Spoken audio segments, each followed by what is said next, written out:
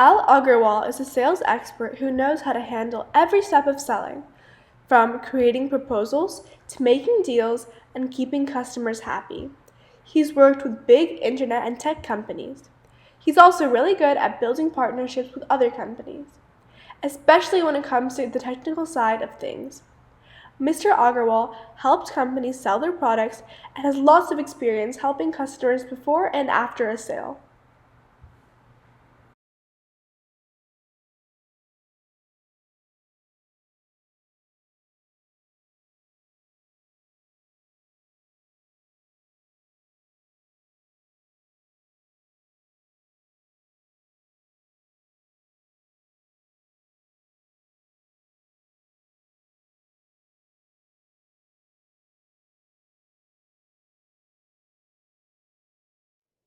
Okay.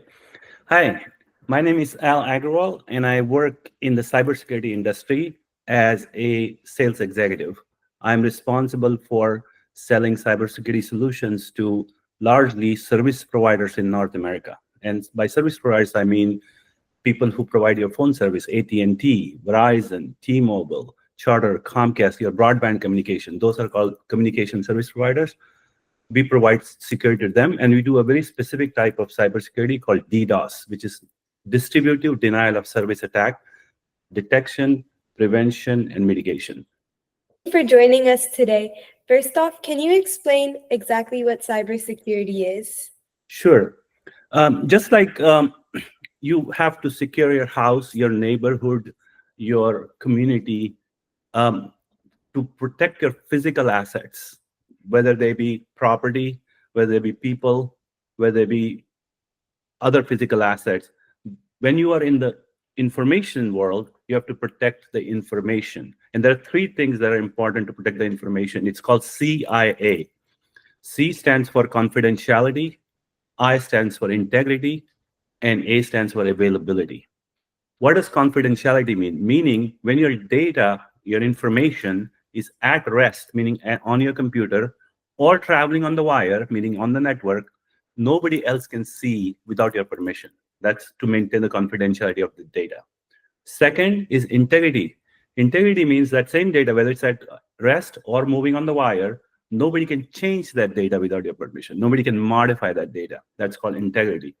And three is availability, which is where we are. Availability means if you are providing your data to somebody as a service, whether you have a e-commerce store or whether you have some other service like weather information, anybody who wants to access that data can access that data without any interference from third parties who's blocking your access, right? Which is called denial of service, which is another word for it is availability of the data or information. Those are the key tenets of cybersecurity. Does that make sense? Yeah, that does make sense. Thank you. So did you take education in cybersecurity? No. So I started off. I graduated in electrical engineering in India, and in India, electrical engineering at the time, this is in the 1980s, was about power generation and power distribution. So in India, I worked in that field. Then after coming here, I worked in the same field, which is basically process control. So I was in India, I worked for a company called Larsen and Toubro, which is in switchgear, meaning electrical switchgear. When I came here, I worked for a chemical company doing process control, which is related to electrical engineering, not quite, but related, for 15 years. And then I did a graduate degree in computer science to get into cybersecurity. So so to answer your question, I did study it, but much later. My original profession was not cybersecurity. You choose a master's to get to your position? I choose computer science. And just to clarify, when I chose computer science, I was not going to cybersecurity. I was going to networking. So I worked, after I chose computer science, I graduated, I worked for a company in the optical networking field, which is basically fiber optics, which is carrying your data from point A to point B. It had nothing to do with cybersecurity. But what happened was during the dot-com bubble burst, that industry got destroyed. There were no jobs. That's when I started learning about cybersecurity on my own. And I basically learned through reading magazines, articles online, this is 20 years ago, so it wasn't like there were hundreds of YouTube videos, but whatever books I could find in my hands, and I would read, and I learned cybersecurity that way. About cybersecurity interested you so much to start or get a career in that? A very excellent question, by the way. So when I was coming out of the telecom industry, which is networking, I looked at and said, what is happening at that time? Internet was there was a tremendous amount of investment that went into the internet. Everybody was starting online stores. And all of this is about data, right? And information. And when you have data and information, including your personal data, you're beginning to shop online, cybersecurity is the biggest issue to solve, the biggest risk to solve. And I, at the time, decided that this industry is going to be around and keep growing for the next 50 years. And the good thing is, or interesting thing is, I made this decision after a year of research. What do I want to do for the rest of my life? And 20 years later, now, today, actually 20 years will be next month, I joined this startup that I'm at right now. If I have to make that same decision again, I would make that same decision again. I know there is a lot of buzz about AI and ML and all that stuff, but I would still choose cybersecurity. That's very sweet. Do any of the skills from networking transfer over to cybersecurity? Yes, and another very good question. Almost all of the skills transfer over to cybersecurity. When I said explain cybersecurity earlier to you, I explained two things, and that was on purpose: data at rest and data on the wire. Right? When data is on the wire, it's all networks. So you have to understand how traffic moves from your computer through your provider, through your internet connection, to wherever it needs to go. That's all networks. So you have to understand networks. To protect the data on your laptop or your computer, you don't need to understand networks. But when the data travels, you have to understand networks. So those skills are very important. For anyone going into high school or going to or just wanting to have a career in cybersecurity, is there any skills in specific you recommend learning or any classes you recommend taking? Yeah, I think again, two things that are foundational to just computers, right? Just information technology. One is understanding computers and understanding networks. Those are foundational things. So I'm a big fan. You have to know TCP/IP, which is a communication standard that is used to transfer data, and you have to know operating systems or computers, right? The third skill that you need in cybersecurity, and depends on which particular branch of cybersecurity you're going into, is understanding cybersecurity protocols, cybersecurity policies, and cyber cryptography. Because cybersecurity at the end of the day is about AAA. So what does cybersecurity also do? AAA means authentication, authorization, and I forget the third A. So basically, when you log into something, you have to identify yourself, and there is two-factor authentication nowadays, and somebody has to verify that you are who you are, right? Then they have to say, okay, for you, these are the permissions you have to access this information or that information, right? All that is part of cybersecurity, and those are new skills that you have to learn on top of the base skills of networking and computer science. So cryptography, authentication, authorization protocols, and there's a whole bunch of other, encryption, decryption, right? Because most of the times, even with Google, right, when you're going to Google, the data is encrypted end to end. So understanding what encryption is, cyber keys, all that stuff. In your career, what do you do day to day? Yeah. So currently, I manage. I'm responsible for sales of our solutions to service providers, as I mentioned before.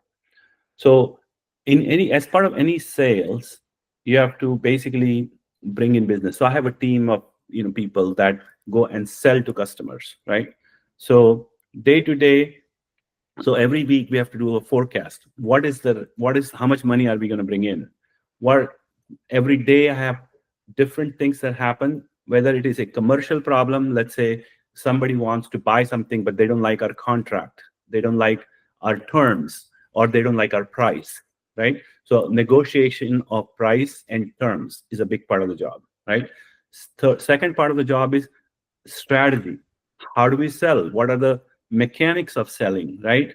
How do we convince somebody to buy, right? And I get involved in a lot of that because I've been doing this for a long time, like making our value propositions known to the customer, right? So I help my team in important meetings to go and meet with the C-level people. When I say C-level, I mean, executives on the buyer side, because to convince them that, hey, this is the right solution to buy.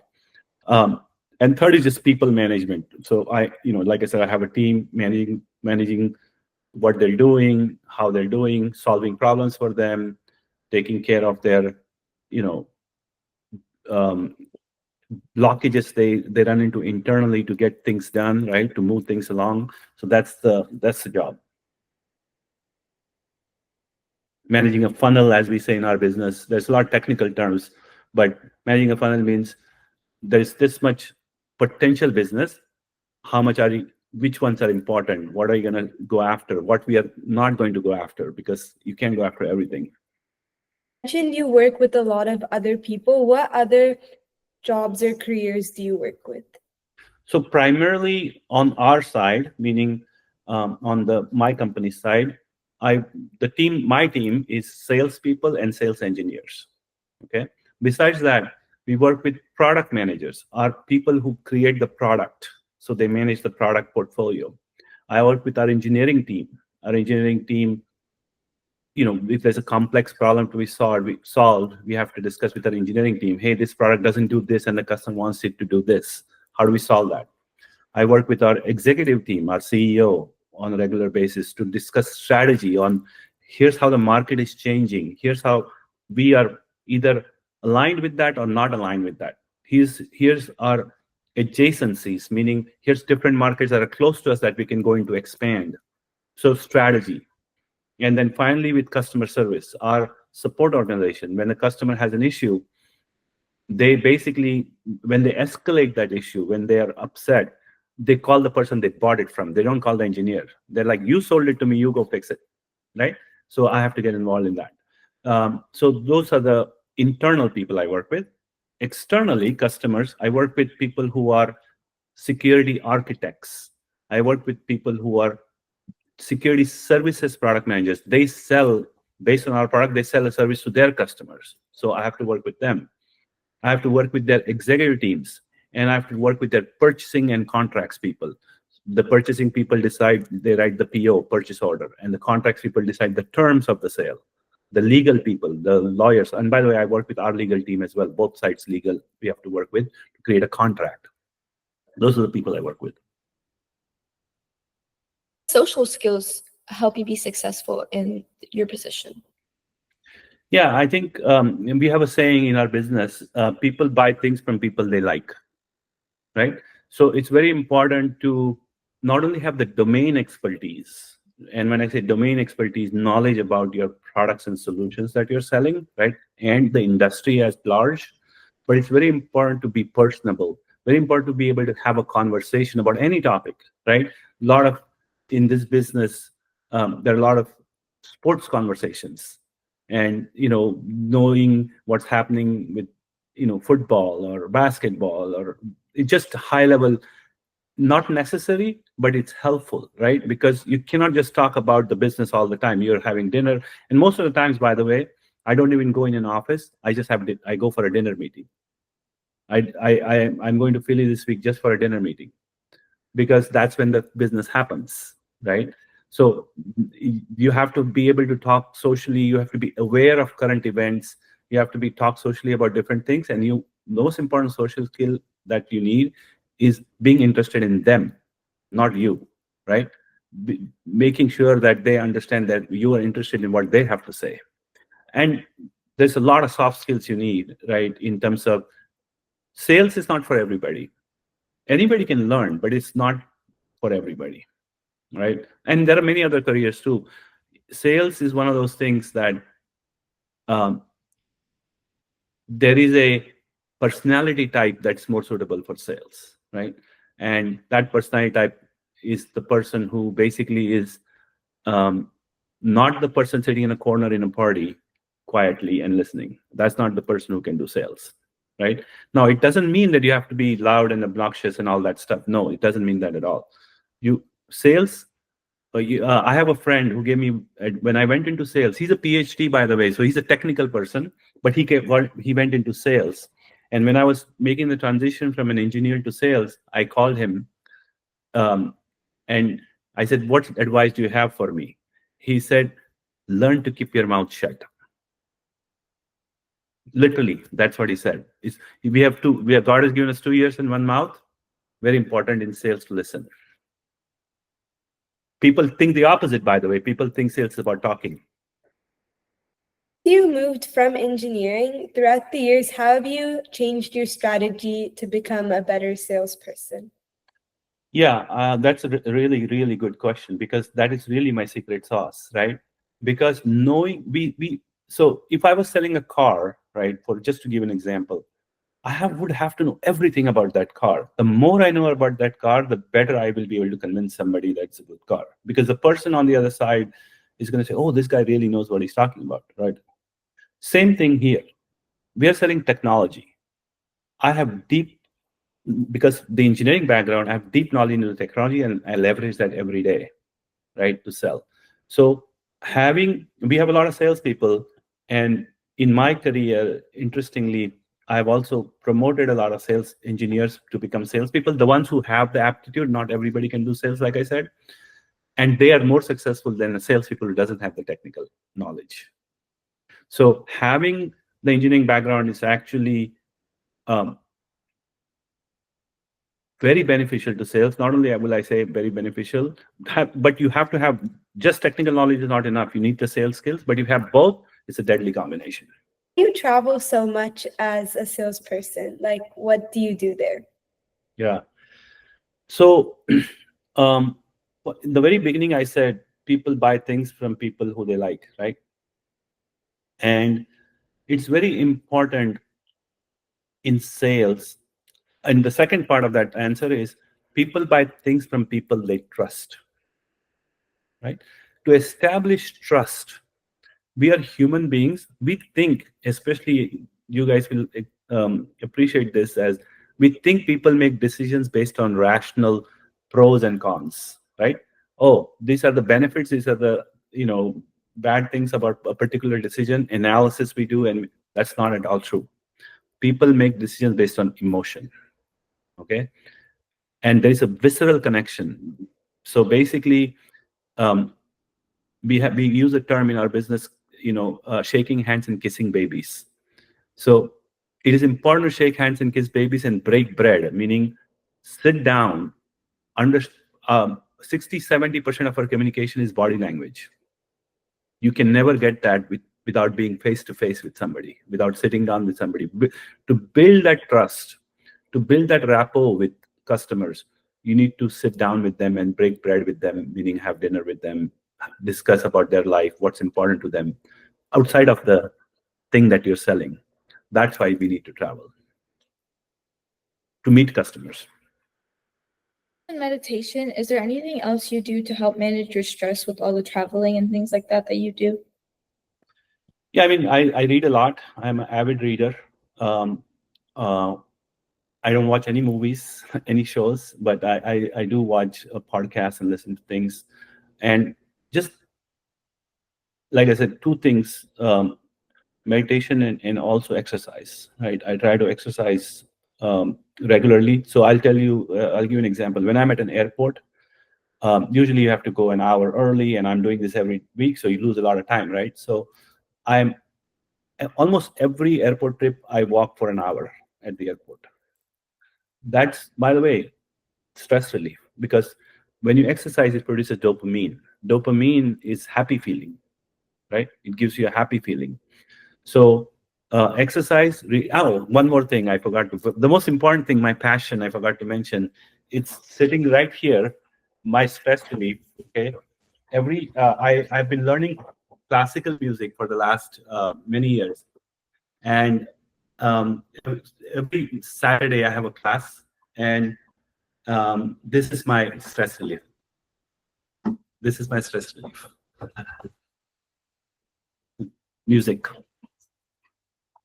Having a passion helpful in your career in the business world?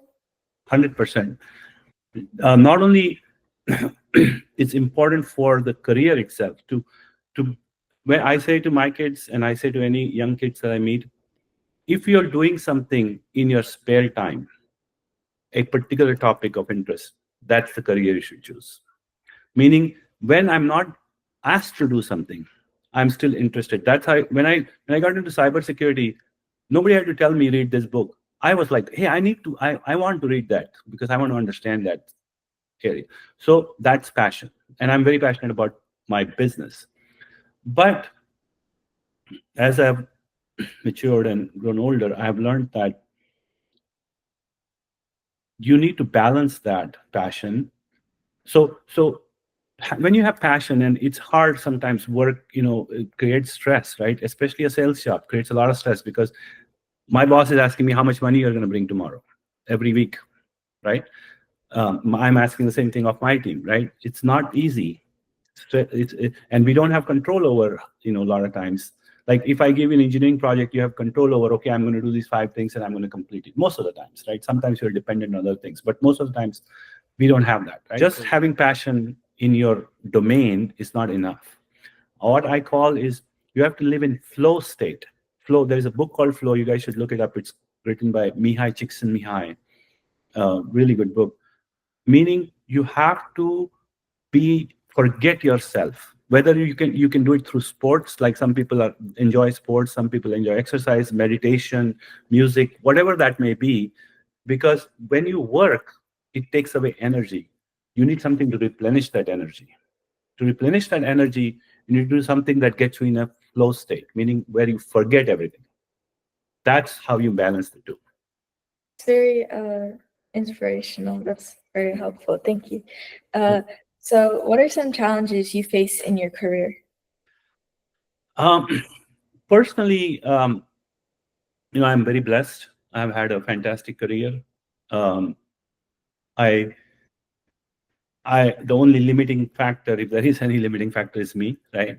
Like I'm satisfied, content, right? I don't want to push myself, which I can further. But one of the challenges I've had is, and it's not obvious now, but I was a very shy person. I've always been a very shy person. I'm still a very private person. I did not want to do this interview, by the way, because because I don't want to put myself, even though I'm in sales, which is so contradictory, by the way, I don't want to put myself out there. Now, my company keeps telling me that I need to post blogs. My company keeps telling me I need to do public speaking because I'm good at it. And it will be very helpful for my career. But right now, where I am and I have been, it's not natural to me, right? So I'm going to India. I was telling you there was a death in the family. You know what I'm going to do for 5 days after that? I'm going to go in seclusion. I'm going to go meditate where I'm not talking to anybody. I'm not seeing anybody. To go inside. And again, this is more spiritual and later life thing that we all go through. But it's not natural to me to be in a party. But if I am in a party, then I am the one dancing and singing, and Dimpy knows, or yeah, I do karaoke. But you will never see me organize a party. So that's a challenge for me. That I am a very private person, but if I wasn't, I would do better in career and life. That is very, very relatable. What are some rewarding moments that you've had throughout your career? The most rewarding thing, and it's part of sales, is about winning. The reason you do sales, the money is there, but it's about winning. When you win a very complex deal, like when you know there is no hope, and you've lost something, and then you win it, and if I tell you, important deals, it won't make sense to you, but you basically come up with a strategy, and there are a lot of differing opinions, including my CEO in this last case, where he wanted a different strategy and I wanted to do this strategy to win a particular business, and we won. That's the most rewarding thing. The most rewarding thing is to basically win over in a competitive environment. It's very rewarding. What does it take to think of all these strategies to be a successful salesperson? That's a really good question. You guys should look at somebody on my LinkedIn, some recommendation somebody wrote. Just read it when you afterwards get a chance. But um, in my view, okay, it requires deep domain knowledge about whatever you're doing. Okay, and you need knowledge about other areas which are adjacent to bring in. See, here's why they say if you speak multiple languages, very beneficial, because when you think in different languages, you can solve different problems differently. Same thing with domain expertise. I'm a deep, into subatomic physics. I have nothing to do with that as a career, but I'm deep into that as a hobby, if you want to call it. I read about it all the time, and neuroscience. So when you become a fully rounded person with domain expertise that you can bring from other areas and apply to your domain, because every domain, just like every language, every culture, solve problems in different ways. That's the same thing that applies to different knowledge about different domains. Now, you don't have to become an expert in every domain because you can't possibly do that, but being aware of different domains and what's going on is important. Oh, you know what? They solved that problem that way. I could use that in my situation. That's what I try to do. You've been in the field for a long time. How has cybersecurity evolved, and how do you think it will evolve with AI just now coming in? This brilliant question, by the way. It's what we are right now grappling with, right? So how cybersecurity has evolved is, first of all, it's become a lot more important because everything we do is online now, including this interview, right? So when everything is exposed, that means it increases, we call in our business, increases surface area of risk, right? So the more, if I hide my jewelry in my closet and nobody knows about it, there's less risk. But if I flaunt my jewelry on the street, there's more risk, right? Same thing here. There's more risk because there's more exposure. So cybersecurity, number one, has become a lot more important because there's a lot more things we're doing online, if you will, or exposing ourselves. Second, there is a lot more money to be made in cybersecurity because of that reason. So the imbalance between the bad guys and the good guys is let's say we spend $5 billion on security to protect assets. Bad guys are making $50 billion by stealing stuff, stealing your credit card, stealing all that stuff. So there's an imbalance. So they're basically, as long as they can make money, they'll continue to do it. That's number two. Number three, nation states are using this as an offensive strategy for war. Now, in the old days, people went to war, which they still do, using weapons. Now the war is going to be in the cyber industry. Just recently, and I'm not picking on any country, but in this particular case, the Chinese government, you can look it up afterwards, had a major attack on the US telecommunications infrastructure called Salt Typhoon. So nation states are getting involved. We are more exposed because we have more data sharing going on online. And the third part you mentioned, Dimple, is the AI. So AI makes the attackers much smarter. So what they do is, so when they attack, we use a countermeasure to block their attack. They look at what countermeasure we are using and evade that countermeasure, or change the attack to evade that countermeasure, which makes it much more difficult for us to block. So AI, we have a saying in our business, if there's a new technology, the first killer app for that technology will be used by the bad guys, meaning the bad guys will take advantage of a new technology before the good guys can. And that's what's happening with AI in the cybersecurity world right now. The bad guys are taking advantage of it much faster than the good guys can take advantage of AI, which we will eventually, right? But AI is making things a lot worse in the short term. I think a career in cybersecurity sales is a career to consider. Absolutely, 100%. I would have, if I said no to it, I would have cognitive dissonance, meaning I'm doing something and I'm saying don't do it. Thank you so much for taking your time this Sunday to answer all of our questions. We've learned a lot and we really appreciate it. Oh, yes, it was my pleasure. Takeaways. Sales is a skill that you learn on the job.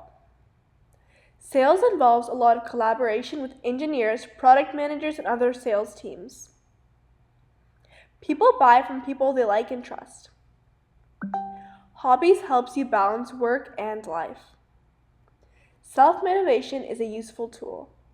Sales needs people skills like being friendly, persuasive, and caring. Listen more than you talk. You should know your product well, but you don't have to be an expert. Learning new things, even just for fun, is always beneficial. Hobbies help you think differently. Sales happen at casual events to build trust and familiarity with clients. Body language is important, so in-person meetings matter. Sales jobs also pay well. Cybersecurity is more vital now because of increased online activity. Hey guys, hope you learned something new from this video. Please make sure to like, subscribe, and share with all your friends. Bye!